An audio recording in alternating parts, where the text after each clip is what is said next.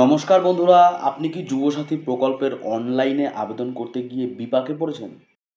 Documents upload option খুঁজে পাচ্ছেন না, অথচ কিন্তু ডকুমেন্ট ছাড়াই কিন্তু ফর্মটি সাবমিট হয়ে যাচ্ছে। আজকের এই ভিডিওতে কিন্তু আমরা জানবো বর্তমানে আপনাদের অনলাইনের আবেদন করা উচিত কি উচিত নয়, নাকি ক্যাম্পে গিয়ে ফর্মটি জমা দেবেন। ভিডিওটি অত্যন্ত কিন্তু গুরুত্বপূর্ণ হতে চলেছে, তাই বন্ধুরা ভিডিওটি শেষ পর্যন্ত দেখুন। আর আপনি যদি আমার চ্যানেলে নতুন হয়ে থাকেন তাহলে অবশ্যই চ্যানেলটিকে সাবস্ক্রাইব করে বেল আইকনটি প্রেস করে রাখুন, যাতে এরকম ধরনের কোনো আপডেট আপনার মিস না হয়।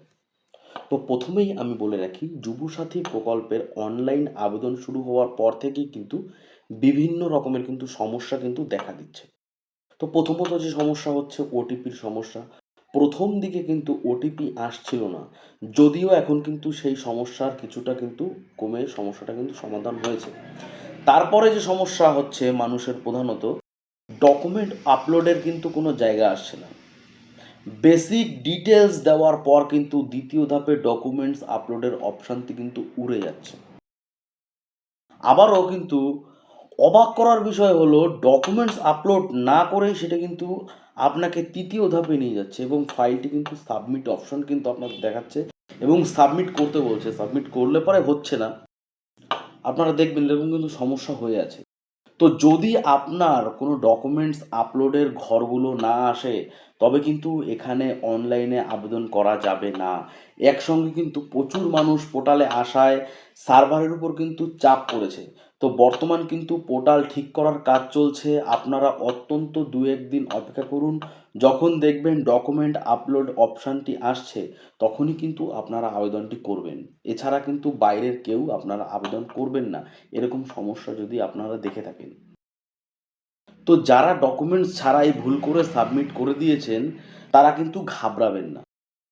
কিছুক্ষণ বাদে কিন্তু বা একদিন পরে আবারও কিন্তু মোবাইল নম্বর দিয়ে আবার কিন্তু লগ ইন করে দেখুন সেখানে ডকুমেন্টস আপলোডের সুযোগ আপনাদের দিচ্ছে কিনা। যদি কয়েকদিন পরেও ডকুমেন্ট আপলোডের সুযোগ না দেয়, তবে আপনার পরিবারের অন্য কোনো মোবাইল নম্বর দিয়ে পুনরায় সঠিক পদ্ধতি আবেদন করার চেষ্টা করবেন।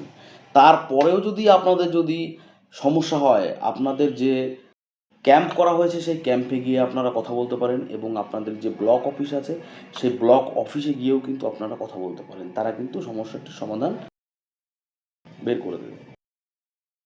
তো ভুল আবেদন করলে কিন্তু টাকা আপনারা কিন্তু পাবেন না এবং আপনার আবেদন কিন্তু বাতিল পর্যন্ত হয়ে যেতে পারে। তাই তাড়াহুড়ো না করে পোর্টালে স্বাভাবিক হওয়া পর্যন্ত অপেক্ষা করুন এবং অপেক্ষার দিন কিন্তু চলে যাচ্ছে না, এখনও কিন্তু আপনাদের অনেক কিন্তু টাইম কিন্তু রয়ে যাচ্ছে। তো আপনারা বেশি ব্যস্ত হওয়ার কিন্তু দরকার নেই।